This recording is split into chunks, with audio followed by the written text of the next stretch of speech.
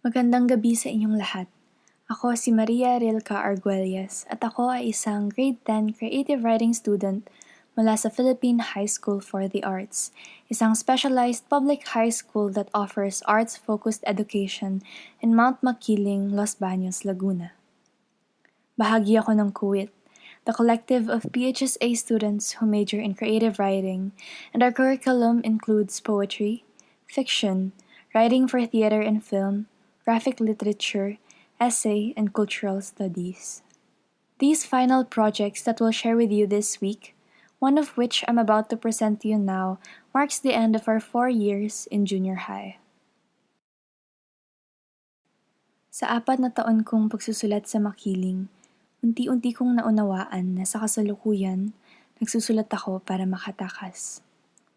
Ang maikling kwentong sinulat namin sa klase bilang malalayong lugar na pasaglit-saglit binibisita, ang pagbabasa at pagsusulat ng mga ito na pagbabiyahe tungo sa ibang pagkakataon, sa ibang buhay, sa sandali ng mga estranghero at sa ibang sarili. Sa pagsusuri ng mga gawang ito, naging matingkad sa akin na mahilig akong umiwas. Mahilig magpaligoy-ligoy sa mga detalye, tsumamba sa pakiramdam, at kadalasan ay nagpapaligaw sa pahina. Sa ika-4 na taon ko sa Makiling, naisipan kong pagtangkaan ang pagpirmi at naging kasabay nito ang interest o curiosity sa proseso ng pagbuo ng isang chapbook ng maiikling tula. When I started this project, all there was a nagging feeling that I had to face something wildly intimidating yet urgent. Kinalaunan, natuklasan kong ang mga bagay na aking kinatatakutan o kinakabahala ay mga bagay ring nakakasalumuha at iniibig sa pang-araw-araw na buhay. This project then opened an opportunity for me to take a careful step back and reassess what I understood about myself, how I operate as a person, as well as how I view my relationships with family and other people, and what unsugar-coated feelings were actually encountered over the course of this almost 3-year-long pandemic. While conceptualizing, I was interested in the motif of rain and themes of the self and the other, the body and mutilated parts, familiar spaces, and distance. Interestingly enough, the harder it was to admit the feelings tied to these experiences, the more compelled I was to write them, even if the main idea escaped me in the page eventually. Writing the project, it was also made clear that I had to have at least an idea of what poetry was for me, what I asked of it. At the moment, what I eventually held on to was that poetry cannot be rushed, and so the page had become a place where I could pause and take my time figuring out what I mean to say.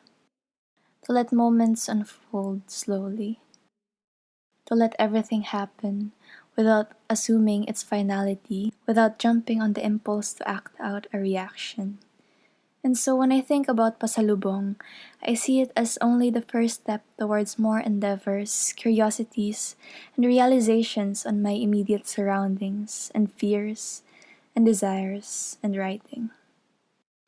Here, the ones I love are likened to fractions of our natural environment, making it somewhat easier for me to close our distances and sit beside them without shying away from the heavy silences our beings hold.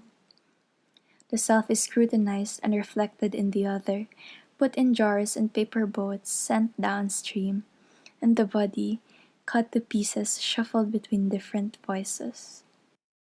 Ang pasalubong ay isang pagtatangkang harapin ang mga damdamin at hindi kasiguruhang tinalikuran ko nitong mga nakaraang taon. Isa rin itong pagsasanay sa pag-unawa at pananatili, gayon din pagbabakas ng mailap at pabago-bagong pagkakakilanlan at alaala sa gitna ng iba't ibang pagsubok na nagdadaan. I will now be presenting to you a short recording of the entire website. The website itself will be available for viewing at any time from here on, and a number of physical copies will also be available in the near future. For now, I will be showing you this for your convenience, as this is currently the best way to view the project. Maraming salamat sa panonood, at muli, magandang gabi sa inyong lahat. Amoy sa iyong palad ang abong humahalo sa hangin mula sa apoy sa harap natin. Puno ng gabi ang dagat at kung hindi rinig ang makapal nilang pag-urong at paghampas, ay aakalain kong wala akong tenga at sa dalampasigan nagtatapos ang mundo.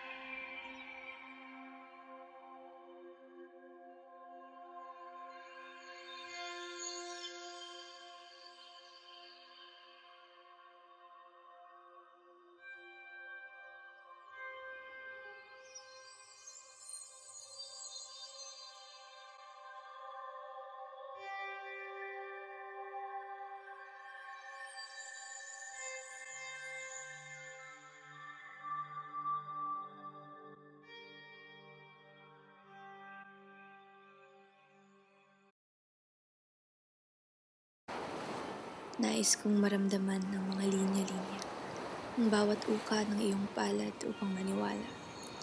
Narito ang mga narito, bukas palad, bukas sa halik ng liwanag.